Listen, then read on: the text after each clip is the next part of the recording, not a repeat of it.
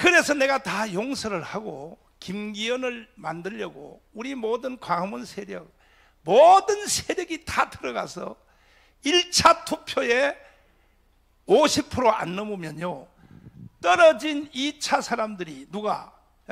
안철수, 그 다음에 뭐 황교안, 뭐 또 유승민, 이런 사람들이 다 합쳐버리면요, 1차 투표에서 50% 못 넘으면 뒤집어져 버려요. 이게 원래 심리가 그래요. 그래서 1차 투표로 당선시키려고 우리가 최선을 다해서 당대표를 만들어 줬더니 윤석열한테 대들면 돼, 안 돼? 대들면 돼, 안 돼? 그러니까 다 쫓겨나는 거야. 다 쫓겨나는 거야. 다 쫓겨나는 거야. 그래서 내가 보면 좌파도 그렇고 우파도 그렇고 지도자가 없어. 지도자가 없어. 어차피 지도자가 없으면 광화문의 총사령관 선지자의 말을 들어야 돼, 안 들어야 돼? 들어야 안 들어야 돼요? 그래서 우리는 이 상태를 그대로 둘 수 없고 대한민국을 연방제로 북한한테 넘겨줄 수 없어요. 이거는 이미요 3대 대통령이 가서 서명을 했단 말이야. 김대중, 노무현, 문재인이가 3대 대통령이 연방제, 낮은 단계 연방제 하기로 미국 평양에 가서 서명까지 했다니까. 끝난 거예요. 이거는 대통령이 가서요, 그것도 한 놈이 아니고 세 놈이 가서 서명하면 끝난 거예요. 연방제로 넘어가게 돼 있어요. 이걸 마무리해야 될 사람이 누구였었느냐? 문재인이었어. 문재인. 근데 문재인이가 이걸 마무리 못하고 결국은 대통령을 마지막을 이제 마무리 못하고 하니까 저쪽에 최고의 이론가인 토우리가 이 문재인에서 욕하는 걸 한번 보실래요? 이 토우리가 문재인 욕하는 거 한번 들어보세요. 자, 들어봐요. 결국 문재인의 문파 정치가 소위 말해 진보 세력을 망치는 거예요, 이게. 그리고 이런 얘기 지금도 안 해요, 지금. 이게 지금 문제입니다. 다시는 문재인과 같은 대통령이 이 땅에서 태어나지 않도록, 다시는 그런 일이 없도록 우리가 빌어야 돼요. 학생회장하고 뭐 대몽에 뻔해서 감옥 가가지고 그냥 배차 탔다가 그냥 돌아와가지고 의기양양해서 하던 몇 놈들이 다 말아먹은 게 지금 진보란 말이게. 공부를 했어, 뭐를 했어? 지금 너희 진보 세력, 너희 새끼들 다 썩었다, 썩어 문드러져서 지금 완전 무질서로 갔다. 그 최고의 책임자는 누구냐? 그 문재인이란 말이야. 문재인! 내가 이런 말 하면 아무도 얘기를 안 해요. 문재인 대통령은 씹어서는 안 될 사람이에요. 문재인이란 말이야, 문재인! 왜 이 토우리가 화를 낸지 알아요? 여러분들은 순수해서 모를 거야. 문재인 이놈, 너가 연방제로 북한으로 완전히 연방제 통일을 마치고 끝내야 되는데 왜 이걸 못했느냐고 욕을 하고, 또 더불어민주당 국회의원들 이 진보는 뭐가 진보야, 빨갱이지. 진보 니 새끼들, 니들이 공부를 했어, 뭘 했어, 이 새끼.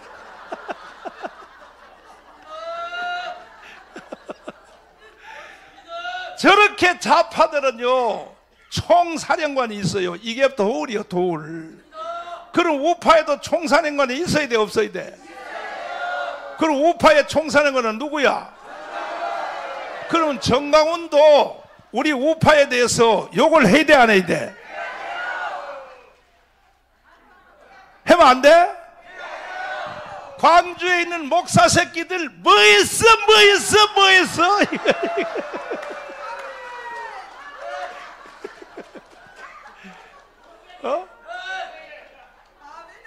저쪽은요 도우리가 있기 때문에 저게 EBS, KBS 방송을 통하여 3년 동안요 중고등학생들한테 세상에요 이 도울 이놈이 교회를 조지는 거 한번 보실래요?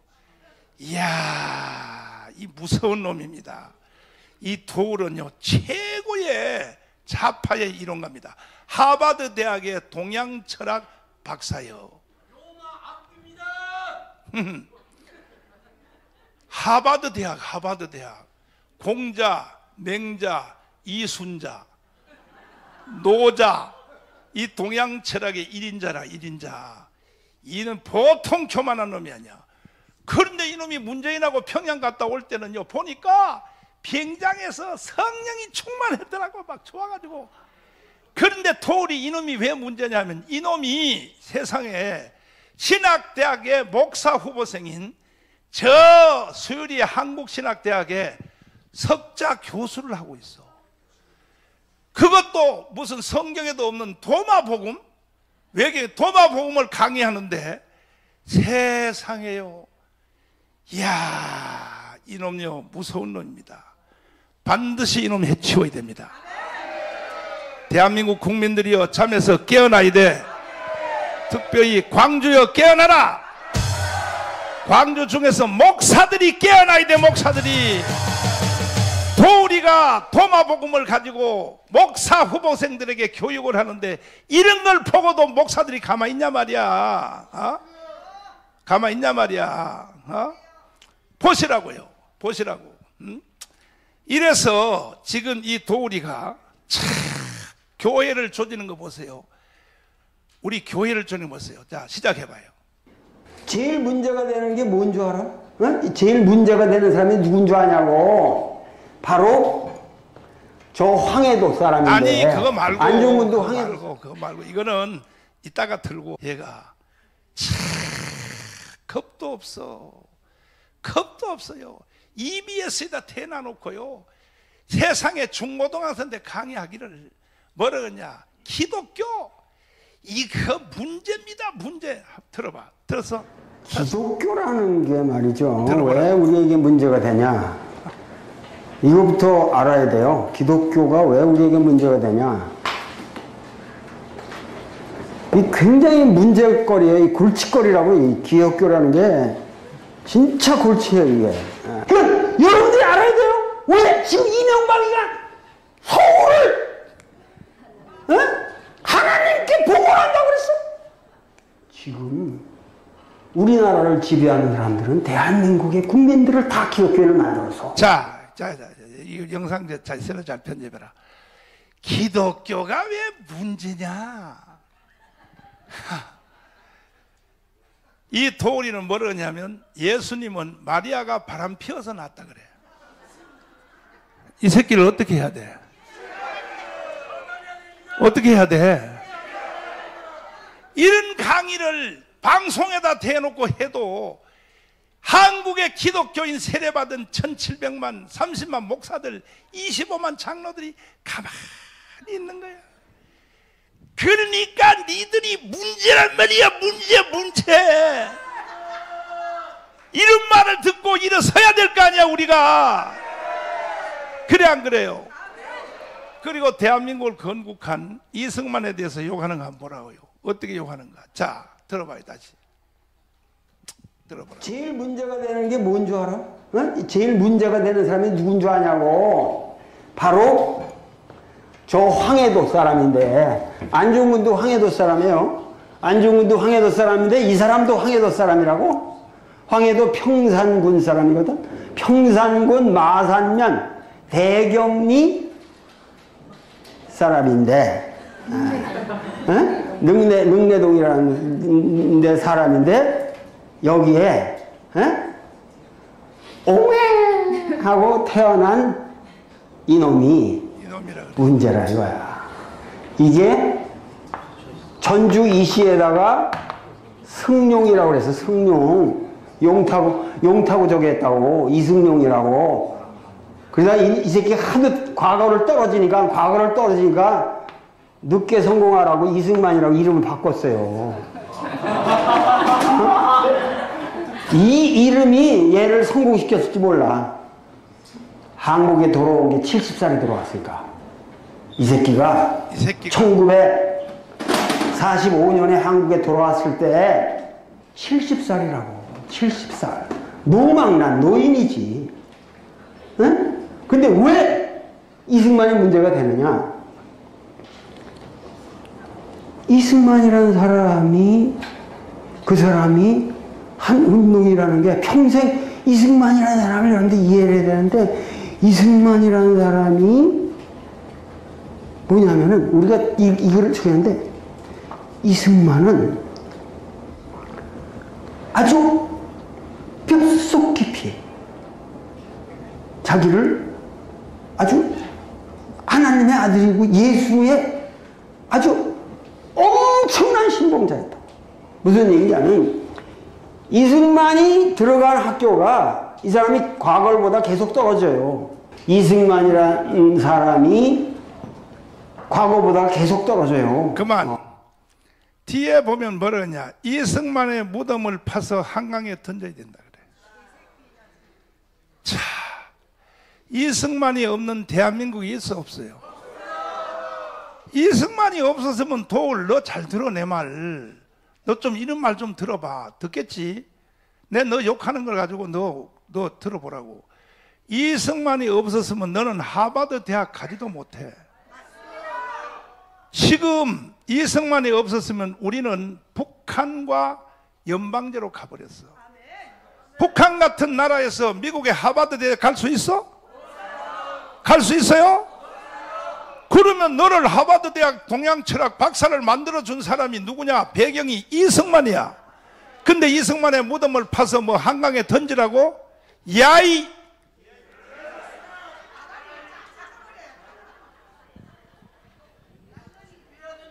그래서 이런 분위기 저런 분위기를 다 합쳐서 결국은 대한민국이 북한으로 넘어가기 일보 직전에 와 있는 거야. 연방제로 넘어가기 직전에. 김학성 교수님 나와요. 빨리 나와요. 혼자 연설하게 해주면요, 이 박사님은 아는 게 하도 많아서 여러분이 무슨 말인지도 모르게 강의를 해요. 그래서 내가 멘토가 필요해요. 대통령 3마리가 네. 평양 가서 연방제 합의했어요, 안 했어요? 했습니다. 예. 했죠. 김대중 대통령이 2000년 네. 6월 15일 날 김정일과 낮은 단계 연방제를 서명을 분명히 했고요. 네. 그럼 인터넷 쳐보시면 바로 나옵니다. 그렇지. 전문 2조에 나오고 있거든요. 예. 근데 이것은 헌법 위반이 아니에요. 명백한 헌법 위반이 되는 것이죠. 헌법 위반이죠. 우리 헌법은 헌법 4조에서 통일을 지향하지만 우리는 자유민주주의의 토대를 둔 통일만을 인정하고 있기 때문에 낮은 단계 연방제라고 하는 것은 북한의 공산주의를 인정하면서 연방국가를 만들려고 하기 때문에 우리 헌법 정신에 명백하게 어긋나는 것입니다. 그런데 두 대통령은 죽었어 이미요. 네. 죽었으니까 어떻게 물을 수도 없는데 네. 한 놈은 살았잖아요. 예. 누구예요? 문재인이죠. 있죠. 예. 이거 가서 연방제에서 재추인하고 하는 것은 헌법 위반이죠. 그렇죠. 예. 이렇게 중대한 헌법 위반 죄를 진 놈은 형량을 몇 년 정도 때려야 돼요. 목사님도 아시잖아요. 아니 나 몰라. 네? 가장 중죄로 대한민국을 반역한 것이고 적과 공조해서 대한민국을 항적했기 때문에 우리 형법상의 여적죄, 예, 국가 반란죄가 다 되는 것이죠. 그거는 형량이 뭐예요? 사형입니다, 목사님. 사형. 예. 하하. 목사님 아시다시피 노무현 대통령은 2007년에 북한에 가서 김대중 대통령이 사인한 것을 다시 한번 문서상으로 확인한 바가 있죠. 10월 3일 날. 10월 4일 날이요. 10월 4일 날. 그다음에 이 문재인도 문재인 임기 때는요. 2018년에 대한민국의 사절단이 160명이 북한을 갔습니다. 가서 2007년 14 공동성명 11주년을 기념하는 행사를 북한에 가서 행사를 치른 주역이 누구냐? 문재인입니다. 네. 자, 이놈을 어떻게 해야 돼? 근데 잘 들어보세요. 내가 아까 잊어먹었는데 USB 내용이 어디 있냐고 추적했더니 통일부에다가 했어. 자, 이거는 이따가 황준선 장로님하고 토크하고 반드시 이거는요 국가 반역죄, 여적죄에 해당되기 때문에 네. 여적죄, 반역죄는 형량이 없고 한 가지 방법밖에 없죠. 네. 뭡니까? 죄형이 하나밖에 없습니다. 사형밖에 없어요. 사형밖에 네, 없어요. 네, 예. 그런데도 국민들이 가만히 있단 말이야 지금. 에? 광주여 일어나라. 일어나라. 아멘. 우리는 연방제 통일이 아니라 자유통일해야 돼. 자유통일. 이제 연설하세요. 아니고 목사님 시간이 없으니까 하나만 말씀드릴게요. 하나만? 통일에 대해서. 통일에 대해서 최근에 우리 김정은이가 대한민국에 대해서 적대 관계를 유지할 것이고 국가일 것이다. 그다음에 전쟁으로 통일할 것이다. 통일 전쟁론을 주장했지 않습니까? 그는 그동안에 자기 선대의 김일성, 김정일의 통일 정책을 완전히 포기하고 대한민국을 적대국으로 여기면서 전쟁으로 통일을 하겠다고 선포한 것이죠. 여기에 대해서 우리 대한민국에 있는 남한의 윤미향 일파들이나 그다음에 종북좌파 이런 인간들은 화답을 또 하고 있는 것이죠. 얼마 전에 국회에서 토론을 열면서 북의 전쟁이 정의의 전쟁이고 북한이 전쟁으로 통일을 하려고 한다면 그것을 수용하는 것이 옳겠다라고 하는 정말 대한민국을 근본적으로 부정하는 발언을 한 것인데, 제가 오늘 신문을 보니까 모 단체에서 윤미향이를 국가보안법으로 처벌해야 된다고 하면서 고발을 이제 한 바가 있습니다. 지금 저희가 이 북한은 남북한의 관계에 있어서 우리가 김정은이가 대한민국을 국가로 여기려고 하지만 실제로 우리는 그네들이 통일 정책을 포기했다고 해서 우리도 역시 통일 정책을 포기해서는 안 되는 것입니다. 우리는 하나의 동포라는 측면에서 2,500만 북한 동포를 구해내야 되는 책무가 있기 때문에 목사님들 강조하시는 자유 통일이 우리의 기본 원칙이 돼야 될 것이고, 그래서 북한의 2,500만 주민들을 살려내야 할 것이고, 또 하나 우리가 유의할 것은요, 국가 대 국가로 보게 된다면 대한민국에 있는 좌파 학자들이 어떤 주장을 할 수가 있냐면 38도 이북은 북한이 실제로 실효적으로 지배하고 있기 때문에 대한민국이 헌법 3조의 영토 조항을 바꿔야 될 것이다. 우리 남한만의 영토로 개정을 해야 된다는 학자들이 분명히 등장할 것입니다. 김정은이 그렇게 얘기를 했기 때문에 그런 학자가 있을 거란 말이죠. 여기에 우리가 절대로 동조할 수가 없는 것이 간단하게 두 가지입니다. 한 가지는 북한을 국가로 인정한다면 북한 주민이 외국인이 돼버리기 때문에 그네들이 귀순할 때 우리의 국적을 가질 수가 없다는 것 하나. 두 번째로는 북한을 국가로 인정하게 되면요, 여러분 잘 기억하셔야 될 것이, 우리가 북한을 흡수 통일한다든지 북한 정권이 무너지게 되면요, 북한을 독립된 국가로 인정하게 되면 제3국이 북한 지역을 점령하거나 영토를 빼앗는다 하더라도 우리가 할 말이 없습니다. 그 이해가 되시나요? 한반도 전체가 대한민국이라는 국호를 가진 나라의 영토란 사실을 헌법에서 하고 있고, 그것도 계속 유지돼야 되는 가장 중요한 이유는 북한이 어느 날 갑자기 무너져 내렸을 경우에 우리나 대한민국 영토이기 때문에 제3국이 들어올 수 없다고 하는 중요한 근거가 될 수 있기 때문에, 그럴 리도 없겠지만 김정은이가 그런 얘기를 했다고 해서 대한민국의 영토 조항을 38도 이남으로 고쳐서는 절대로 안 될 것이다. 이것만 말씀 올리겠습니다. 예. 자, 북한에서 내려온 고기잡이배 개들을 문재인이가 북한으로 그냥 다 돌려보냈어. 예. 그거는 위법이 아니에요. 당연하죠, 목사님. 위법이죠. 대한민국 국민을 강제로 외국에 보냈기 때문에. 헌법 1조 1항 한번 틀어봐. 헌법 1조는 찾아봐. 대한민국 헌법이 어떻게 했냐? 대한민국은 민주 뭐요? 공화국이다. 두 번째, 대한민국의 주권은 국민에게 있고 모든 권력은 어디서 나온다? 문재인한테서 나온다?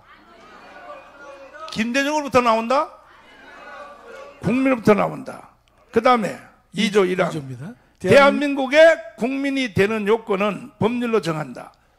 그 다음에 어디 갔어? 3조요. 3조 영토. 영토가 3조입니다. 상도. 예. 3조 읽어봐요. 한 목소리로 시작. 대한민국의 영토는 한반도와 그 부속 도서로 한다. 그러면 북한도 우리 땅이요, 북한 땅이요? 대한민국 땅입니다. 헌법적으로 우리 땅이야. 북한에 있는 2,500만 국민들은 우리 국민이요, 북한 국민이요? 헌법이 이렇게 명령하고 있잖아. 이걸 부인하는 놈들은 어떻게 해야 돼? 어떻게 해야 돼요? 마무리해 주세요. 마무리해 주세요. 알겠습니다. 네. 여러분, 이제 우리 헌법에서 1, 2, 3조가 있잖아요. 여러분, 보통 국가가 뭐냐 그러면 국민, 주권, 영토 세 개로 있다고 하는 걸 대부분 아시잖아요. 그래서 3조를 보면 영토를 규정했고 2조를 국민을 규정을 한 것이죠. 1조는 대한민국의 국가 형태를 이제 말하고 있는 것인데, 좀 우리가 북한은요, 현재 북한은 보면 영토 조항이 없습니다. 북한은 뭐가 있냐면 그 수도 조항만 있습니다. 조선민주주의인민공화국의 수도는 평양으로 한다 그랬는데 그게 1972년부터 그랬거든요. 근데 재미있는 것은 48년에 그들이 헌법을 만들면서 어떻게 했냐면 조선민주주의인민공화국의 수도는 우리의 서울이다 그랬죠. 서울. 아마 처음 들어보셨겠죠? 대한민국 우리의 수도인 서울을 북한은 48년부터 72년까지 자기네 수도가 서울이다라고 했습니다. 그러다가 1972년도에 헌법을 고치면서 서울을 평양으로 고친 바가 있는 것이죠. 그러니까 대한민국은 여러분 잘 아시지만 한반도 코리아 내에서의 유일한 합법 정부가 대한민국밖에 없는 것이죠. 그건 우리들 학자들이 그렇게 주장하는 것이 아니라요. 시작은 UN 총회에서 2번이나 결정을 해서 한반도의 유일한 합법 정부는 대한민국밖에 없다라고 UN 총회가 결의를 48년도 해주고 49년도 해주고 또 6.25가 터졌을 경우에 안보리에서도 그와 같은 결정을 해준 바가 있다는 뜻이죠. 그렇다면 북한은 뭐냐? 대한민국 영토의 38도 이북을 강제 빼앗아서 점거하고 있는 불법 집단이다. 이렇게 이해를 해야 되는 것이죠. 따라서 우리는 김정은이가 대한민국을 상대로 뭐 적대국으로 보겠다, 국가와 국가로 보겠다 등등 여러 가지 이야기를 한다 하더라도 우리는 하나도 두려울 것도 없는 것이고 개소리야, 받아들일 개소리. 수도 없는 것이고 다 개소리야. 우리는 이 3조에 의해서 영토 조항도 바꿀 수 없는 것이고 한반도의 유일한 정부는 대한민국뿐이다. 이걸 다시 한번 확인해야 되겠습니다. 마지막으로 네, 예. 문재인이가 평양에 가서 네. 대한민국 대통령이라고 자기가 말은 안 하고 남측 대통령 남쪽 대표라고 남쪽 대통령, 남쪽 남측 대통령. 남측 대통령. 요게 뭐냐? 대한민국은 북쪽 대통령, 남쪽 대통령, 그 위에 연방제 대통령이 있다, 그런 뜻이 아닙니까? 그러니까 여러분, 이거는요, 좌파 애들은요, 이거는 완전히 대한민국에서 살아서는 안 될 놈들입니다. 그러니까 문재인이 가서 우리 남측 대통령이라고 그래서 우리가 많은 이제 비판을 했지 않습니까? 그 문재인이가 왜 남측 대통령이라고 했겠는가? 그건 이미 문재인 머릿속에는요, 김대중 노무현에 의해서 이루어진 낮은 단계 연방제를 전제로 한 것이죠. 그렇겠죠? 그러니까 북측과 남측의 하나의 연방제를 하고 있다든지 해야 되겠다는 전제에 있기 때문에 북한에 가서는 남측 대통령이라고 하는 써서는 안 되는 용어를 그 사람이 사용했던 것이죠. 네. 자, 박수하겠습니다. 또 머리에 많이 든 사람이 하나 있어요. 황준성 장군님 모시겠습니다.